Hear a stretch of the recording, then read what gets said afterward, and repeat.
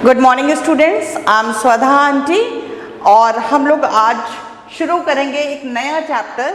आप देख रहे हैं आज हम लोग स्टार्ट करेंगे चैप्टर नंबर 2 जिसका नाम है एथिक्स इन डेली लाइफ और ये आपके क्लास 12th का चैप्टर है नया इस बोर्ड का। आज हम इसका कुछ सेक्शन पार्ट 1 में लेंगे और कुछ सेक्शन हम इसके बाद वाले पार्ट्स में आपको पढ़ाएंगे। तो सबसे पहले आप देखिए जो टर्म कह रहा है यहाँ पे बात आ रही है एथिक्स इन डेली लाइफ। तो हमें सबसे पहले तो ये समझना पड़ेगा कि ये एथिक्स क्या है। तो अगर हम एथिक्स की बात करें तो हम अपने जीवन यापन के लिए बहुत सारी चीज़ों की ज़रूरत होती है, रोटी कपड़ा और मकान की ज़रूरत होती है और हम कहते हैं कि हमें इन बेसिक नीड्स के बिना हम जो है जीवित नहीं रह सकते। लेकिन जीवित रहने के लिए हमें सोसाइटी में अपनी एक स्पेस भी चाहिए होती है, हमें लोगों का अटेंशन चाहिए होता है, लोगों का अफेक्शन चाहिए होता है, लोगों का लव चाहिए होता है, रिस्पेक्ट चाहिए होती है। और ये सब हमें कब मिलता है? जब हम एक अच्छे व्यक्ति की तरह स्वयं को डेवलप कर पाते हैं। तो स्वयं को एक अच्छे व्यक्ति की तरह डेवलप करने के लिए हमें लाइफ में कुछ मॉरल्स फॉलो करने पड़ते हैं, कुछ शिक्षाएं फॉलो करनी पड़ती हैं जो हमें ये बताती हैं, ये सिखाती हैं कि क्या सही है और क्या गलत है, मतलब कौन सा बिहेवियर राइट है और कौन सा बिहेवियर रॉन्ग है। तो अगर हम एथिक्स को डिफाइन करें तो एथिक्स उन मॉरल इश्यूज़ के ऊपर बात करता है जो हमें इस बात को बताती हैं कि क्या चीज़ें सही हैं और क्या गलत हैं, हमें क्या करना चाहिए और क्या नहीं करना चाहिए, dos and don'ts of the thing, कि हम क्या करें और क्या ना करें। अब बात आती है कि एथिक्स कौन कौन से हैं, कितने तरीके के हैं, हमें क्या फॉलो करना चाहिए लाइफ में। तो अगर हम इसकी बात करें तो देखिए पहला एथिक है आपका सिंसियरिटी। आप देख रहे हैं ना, पहला एथिक क्या है आपका? सिंसियरिटी। सिंसियरिटी कहाँ से निकला है? सिंसियर शब्द से निकला है। सिंसियर का मतलब हमेशा हर काम को करने के लिए हमें तत्पर रहना चाहिए और अपने काम को बहुत ध्यान से करना चाहिए, सिंसियरिटी के साथ करना चाहिए।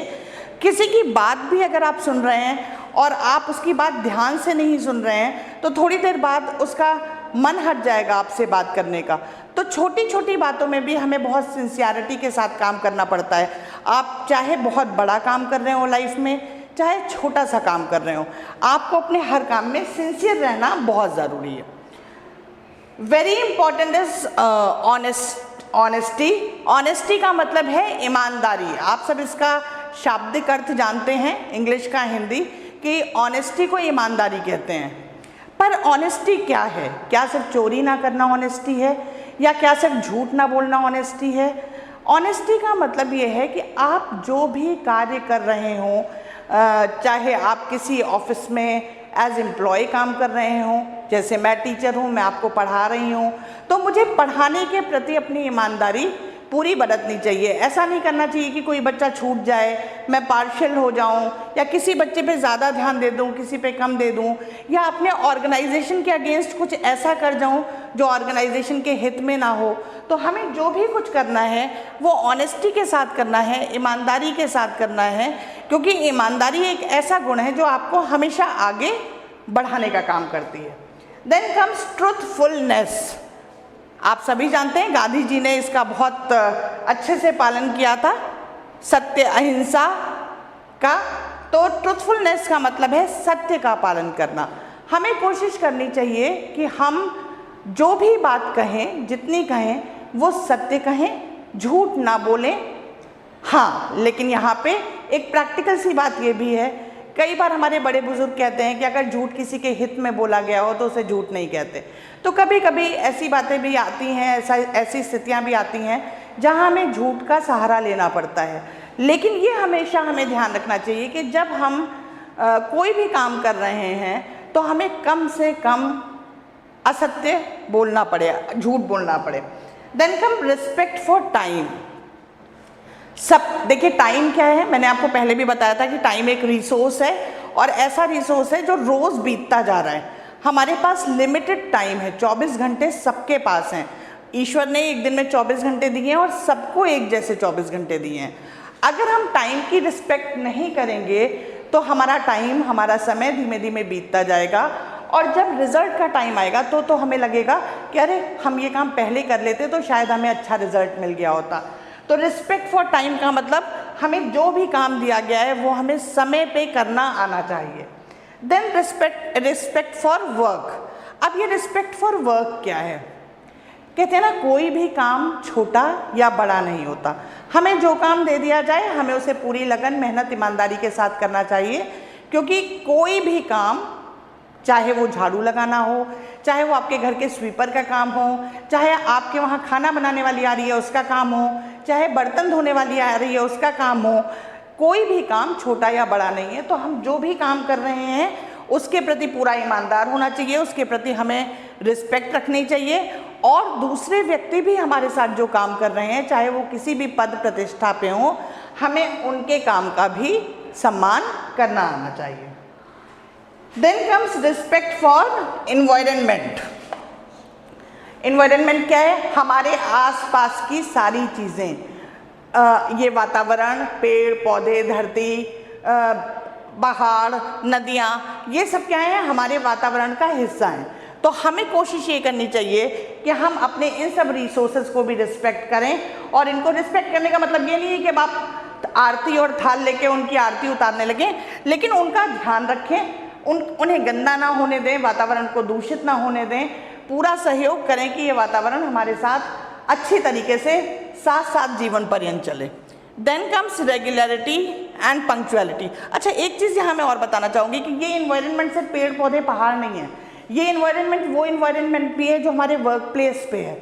हम जहाँ काम कर रहे हैं वहाँ अगर 10 लोग काम कर रहे हैं तो 10 लोगों में आपस में एक रूपता हो, वो आपस में प्यार से रह सकें, तो भी हम अपने वातावरण को हेल्दी बना रहे हैं, है ना।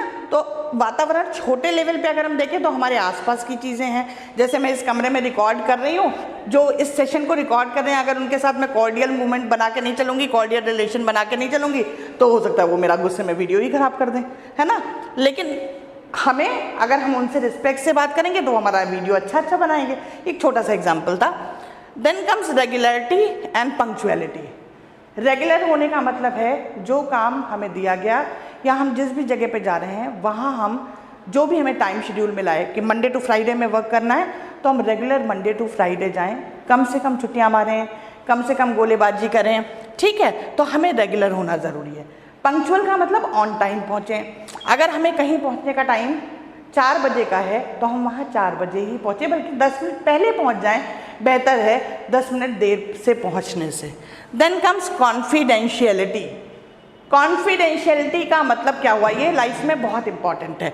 कॉन्फिडेंशियलिटी का मतलब ये हुआ कि यदि किसी ने हमसे कोई बात कही है कि भाई इसको अपने तक ही रखना, तो ये हर स्तर पे लागू होती है। आपसे कोई आपका दोस्त अपना रहस्य कह सकता है, आपसे आपका बॉस ये कह सकता है कि बेटा ये ऑफिस का मैटर है या ये आपके ऑफिस से बाहर बात नहीं जानी चाहिए, तो आपको उसको कॉन्फिडेंशियल रखना आना चाहिए। Then comes loyalty. Both are almost same thing. Loyal होने का मतलब कि आप अपने ऑर्गेनाइजेशन में कुछ भी गलत होते देखें तो उसका विरोध करें और उसकी सूचना अपने इमीडिएट बॉस को ज़रूर दें कि ये चीज़ गलत हो रही है और उस गलत को होने से रोकें। Then maintaining good relationship. दूसरों के साथ, जो आपके आसपास लोग रह रहे हैं, आपके मित्र हैं, आपके कलीग्स हैं, आपका पीयर ग्रुप है, कोई भी है, उनके साथ अच्छे रिलेशंस बना के रखें, उनकी रिस्पेक्ट करें, क्योंकि रिस्पेक्ट देने से रिस्पेक्ट मिलती है। Then willing to learn. हमेशा कुछ नया सीखते रहने के लिए तैयार रहिए, क्योंकि जब आप नया सीखते हैं तभी आप आगे बढ़ते हैं। तो ये आपके एथिक्स थे जो आपने पार्ट 1 में पढ़े। इसके अगले पार्ट में हम पढ़ेंगे कोड ऑफ एथिक्स। ठीक है बच्चों, तो अभी के लिए इतना ही। अगले टर्न पे फिर मिलेंगे। Bye bye, take care.